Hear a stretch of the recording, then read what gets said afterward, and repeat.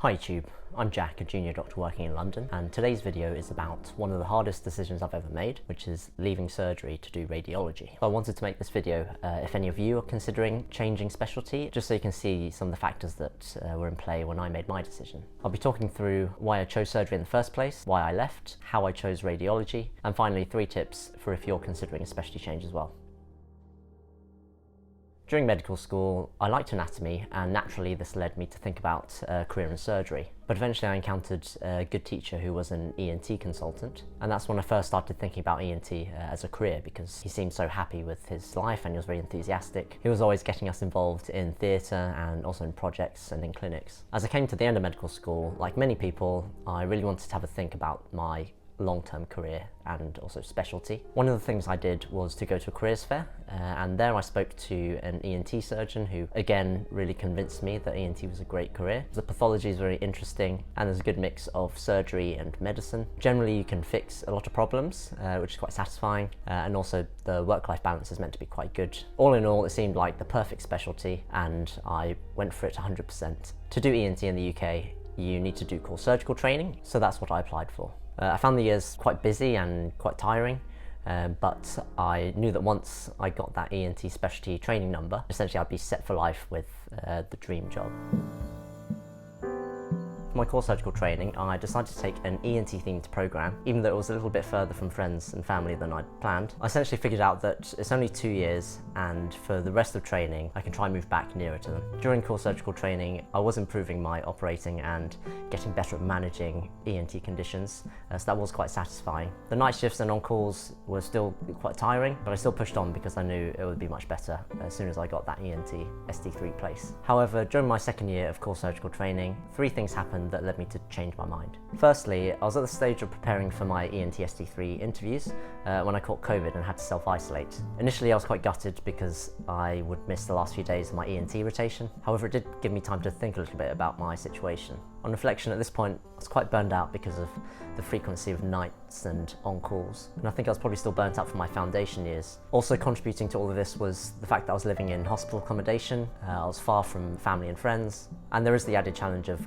COVID making it more difficult to socialise with, for example, the other doctors at work. What I didn't realise is how much of a toll this was taking on me. So when it came to ranking locations for ENT ST3, I only ranked the locations that I wanted, which is pretty much in and around London. I knew this was very selective, but I figured it was my first time applying, and if I didn't get a place, I would just reapply the following year with a better portfolio. This leads me to the second event, which is not getting an ENT ST3 training post. My initial reaction was a bit of disappointment, but then I shrugged it off and decided I would work harder for the next year's application. So then I threw myself into preparing my portfolio by working on projects in my spare time. So on days off from on-calls, I would be in the library collecting data, and essentially I was spending pretty much every day off working on these projects. This brings me to the third event that finally led me to leave surgery, and that is towards the end of my core surgical training I burnt out and had to take a few days of sick leave. I felt like it wasn't a quick process, it's something that had built up over the previous few years, but I did really need the time to critically look at my life and rethink some of my career decisions. During this time, one of the books I read was called The Squiggly Career by Helen Tupper and Sarah Ellis. And in that there's an exercise where you write down the aspects of a job that you really value. So I did the exercise, and interestingly the top things that came up were being able to pick my location and also not working at night time. For location, I was living quite far from my friends and my family, and it was made worse by COVID because it was also more difficult to travel to see them. Also during my training, I'd noticed more than one surgeon where they hadn't seen their family for several days, and this is before COVID, and that was because they were living far away from where their family were. Most training deaneries will involve some level of commuting, but in a few deaneries it's also just not practical to even commute, and you'd have to move houses during your training. For those reasons, I decided that I wanted to train in London. When it comes to night shifts, every time I did a night shift, it just felt really unhealthy. I'd eat unhealthily, I'd sleep terribly, and we all know there's plenty of scientific evidence that doing night shifts is bad for you. Now you might say that many surgical specialties, including ENT, have a non-resident on-call system where you're on call from home but can get called in for emergencies. But from what I've seen during training, having that chance of being woken at 3 AM and needing to drive to an emergency, although it's exciting, is something that I really didn't want to do. So then I decided not only did I not want to do night shifts, I didn't even want the chance of being called at night time. Another factor I considered was free time. Now, during the core surgical training induction, I remember as an icebreaker activity, they asked each of us what our hobbies were.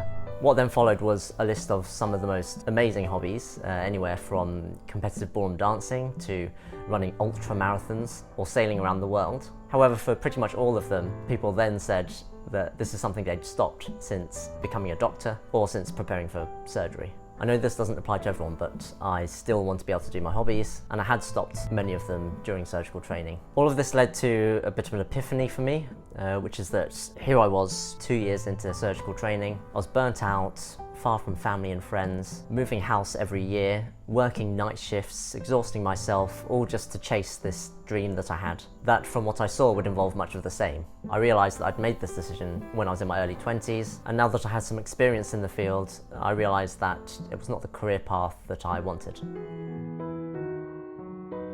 Like many people, I never really considered a career in radiology, as I wasn't exposed to it very much during medical school. The first time I started considering it is when a close friend of mine did radiology and then started trying to convince me to do it. He didn't succeed, so I went for surgery anyway. However, during core surgical training, I noticed a few things, one of which is you're always taught to look at scans before you look at the radiologist's report. And I found that I was getting more and more interested in looking at the scans and trying to work out the diagnosis from the images. I also found that I was really enjoying clinics because you get to see lots of different clinical cases. So this made me start to think about more of a diagnostic specialty like radiology. To try and make that decision, I did 2 taster weeks in radiology, and I think I was sold quite early on in the first taster week. I really loved the diagnostic element and interacting with different specialties, and often you get to see the most interesting cases from all of them. I liked how other doctors would come to radiologists and ask for their opinion on things, and they really did value their opinions. Among the radiologists that I spoke to, I met a few that used to be surgeons, and although they're obviously a biased group, all of them said that switching to radiology was the best decision they ever made. On top of that, the trainees were really happy and they were getting lots of good training. And then for on-calls, those are relatively less frequent than in surgery, and some places don't have any night shifts. Training locations as well tend to be more commutable. Those are the things that finally sold it to me, so I applied and luckily got training in London. You might also ask, what about those 2 years of core surgical training? Were they wasted? I think the sunk cost bias plays a big role in making doctors hesitate to change specialty, but for me, I think I really had to go through the experience to realise that surgery wasn't for me long term. So my 3 tips for what you can do if you're thinking about changing specialty are: 1, take time to make the decision. So don't make big career decisions immediately after a night shift, for example, and don't quit at the drop of a hat. Changing career is such a big decision that you really should leave a good amount of time, preferably on annual leave when you're away from work, to really think things through. Number 2, do a taster week in the specialty you're thinking about and really make sure you talk to lots of people before making that switch. It's really important to know what you're getting yourself into, and the best way to do that is to try the specialty. And finally, number 3, take all advice with a pinch of salt. Career decisions are incredibly personal, and somebody else's advice, including my own, may not apply to your unique situation. So by all means, listen to the advice, but think about which parts of it are more relevant for you. Leave any questions in the comments. I know I've been making a few surgical videos, but that was so that I could at least pass some of my knowledge on surgical applications to you. Good luck with your own career decisions, and see you next time.